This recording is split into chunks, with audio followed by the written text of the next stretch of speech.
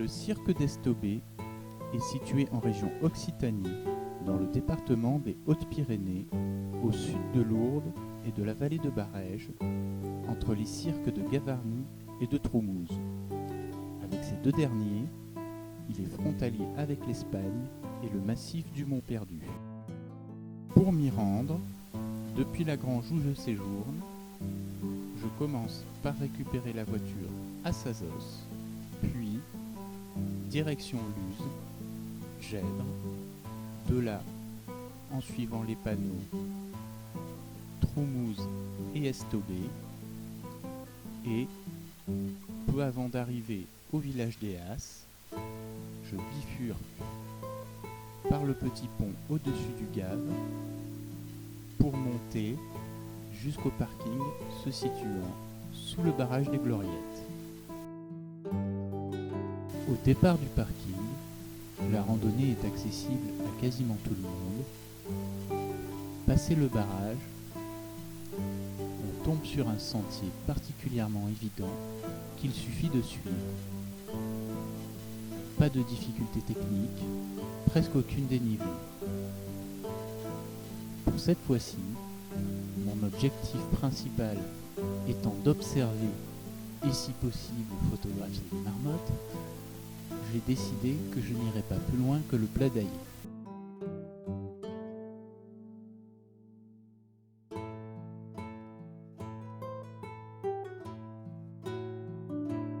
Le sentier commence par suivre le bord du lac des Gloriettes, puis il remonte le long du Gave. Au bout de quelques centaines de mètres, une clôture et un portail permettent d'accéder à la zone où les troupeaux sont laissés à l'estive.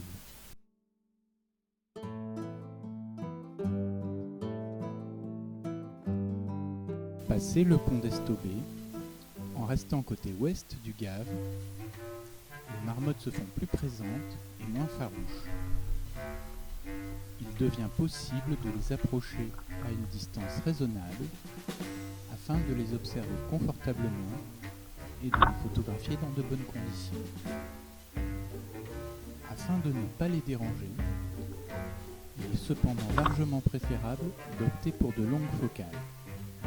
Pour ma part, j'ai choisi un 300 mm pour mon boîtier argentique et un 150-450 mm pour mon boîtier numérique APS-C avec lequel j'espère faire quelques petites vidéos.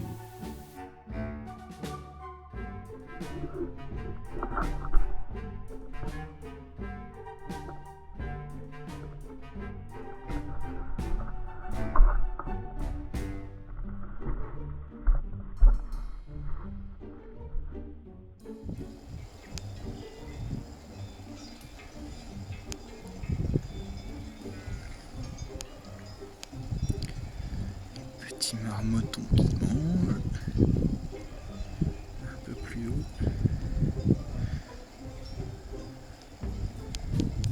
Il y a un adulte qui veille au grain.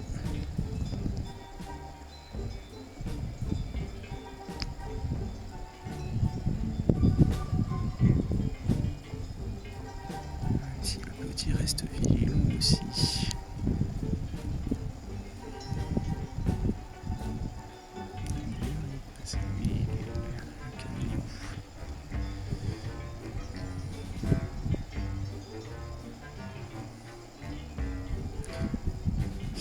Ce que c'est que ce gros truc pointé dans sa direction, peut-être.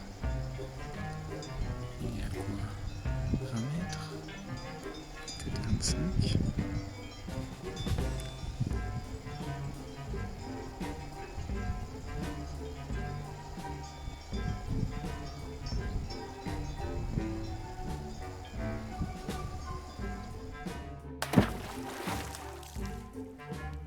Je n'ai pu m'empêcher de remarquer, lors de chacune de mes randonnées au cirque d'Estobé, les tentatives d'approche des marmottes de certains touristes, appelons-les comme ça, cherchant de toute évidence à leur tirer un portrait pleine bille avec l'appareil de leur smartphone. Et alors la marmotte, elle met le chocolat dans le papier d'alu. Mais bien sûr. Au-delà de l'aspect illusoire de la réussite d'une telle image, il me semble important de rappeler que ces marmottes, si elles sont moins farouches que la moyenne, restent des animaux sauvages qui hibernent l'hiver et ont besoin pour cela de constituer des réserves de graisse. À cet effet, elles passent l'essentiel de la période estivale à consommer des végétaux et la dernière chose dont elles ont besoin, c'est qu'un cortège de bipèdes les interrompe en permanence en s'approchant trop près et en insistant lourdement lorsqu'elles font mine de s'éloigner à distance de sécurité.